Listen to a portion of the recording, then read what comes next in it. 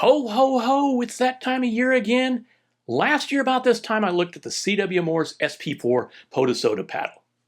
Let's see if we can't take this up a notch for this year.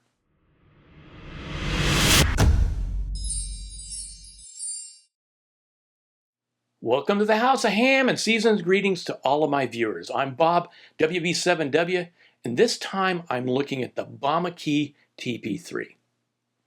If you've followed me for a while, you likely know that I'm a CW guy, and as such, also a bit of a Morse code key junkie, especially portable paddles. So let's talk about this one. The TP-III is beautiful. It's CNC aluminum. Everything is precision on this.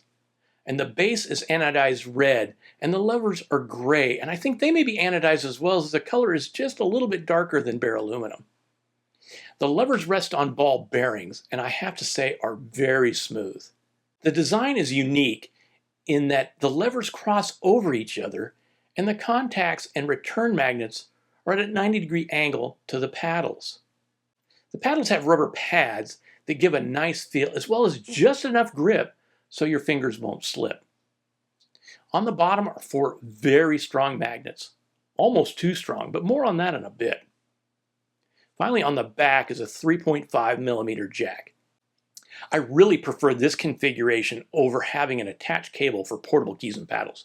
For shack-bound keys, I don't care as much. Then, to top it off, literally, there is this clear piece of plexiglass so you can see the beauty of the workings of this piece of art. Now let's talk about the magnets for a minute. These things are strong, and not just a little bit strong, but very strong. I bought this steel base from CW Morse so I could use this thing in the shack. I put the key on the base and it holds very well. The base is heavy enough that the paddle doesn't move around while I'm using it, which is more than I can say for my bencher style paddle. But what about when you want to take it off? Well, that's another story. I couldn't just pull it off, nor could I take it off by trying to tilt the key. I had to slide it to the edge, and that's how I got this little blemish on the bottom. I found that if I put a business card under the paddle, I still have enough hold not to move around, but I can pull it off without having to slide it. The adjustments on this guy are pretty straightforward, although I find myself kind of flipping it around to make sure that I'm working on the right adjustments, since they're on the opposite side of the paddle you're trying to adjust. On the bottom are these little Allen screws that lock the adjustments in place. You loosen those up before making any adjustments. On the front is the adjustments for the contact spacing. On the back are the adjustments for the return magnet tension. I did have to fiddle with this a bit to get it just the way I like it. Out of the box, the feel is pretty good, so many of you won't have to do a thing to get it the way you want it. But if you want to tweak it, you can. Now let's talk about the feel. Is it a Bengali? No, but it's very, very close. Now I have the benefit of using my friend Dan's Bengali Pearl, which is pretty much the gold standard of ham radio paddles. This may not rival that, but it does come close, surprisingly close. It is very smooth, and I find it's exceptionally nice to use, particularly for a portable paddle. Now let's get into that ugly subject of the price. The Bamakey TP-III cost 161 euros, but that includes the tax for Germany.